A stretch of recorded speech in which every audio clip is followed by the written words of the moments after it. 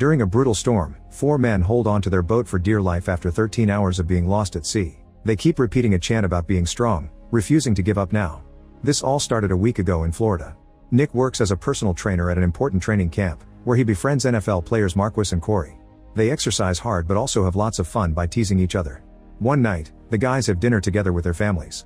Nick's best friend Will arrives late with bad news: he just lost his job. To cheer him up, his friends invite him to their fishing trip next weekend. On Saturday morning, Will shows up too early and makes noise until Nick leaves the bed. Then he takes over the kitchen to make 40 sandwiches at record speed. Will and Nick leave together for Marquis' home and finally see the boat.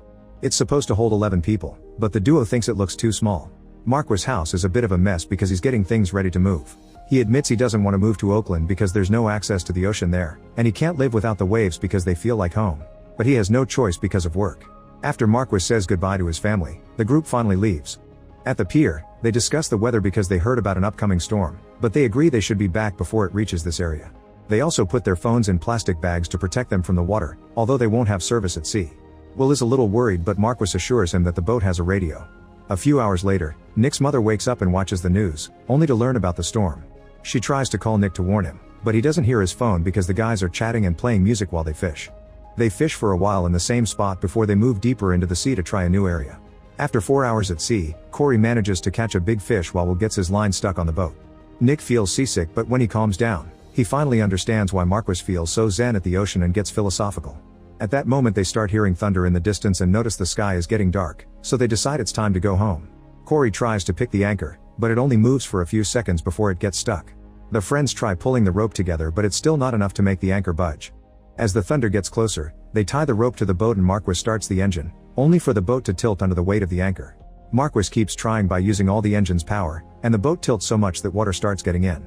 Yet the anchor still won't move. Suddenly a big wave hits the boat, causing all the guys to fall into the water. They desperately swim in the harsh current until they manage to resurface and discover that their boat has been overturned. Fighting against the waves, the group reaches the boat and works together to try to turn it over, but it won't budge. They try from a different angle to no avail. Will realizes that the anchor may be holding the boat down, so Marquis dives in to get the rope.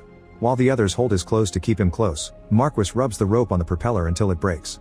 Then they try to flip the boat again to no avail. After 5 hours, the guys are still holding on to the boat. Marquis remembers that there are life vests in the boat, but it's getting difficult to swim because of his wet clothes. He takes a few layers off while ignoring Nick, who thinks they should keep their clothes on for warmth. Marquis dives in and has to open the hatch to search for the vests. This allows water to enter the boat, and the weight begins bringing it down. The others panic, but thankfully Marquis closes the hatch before the boat sinks and resurfaces.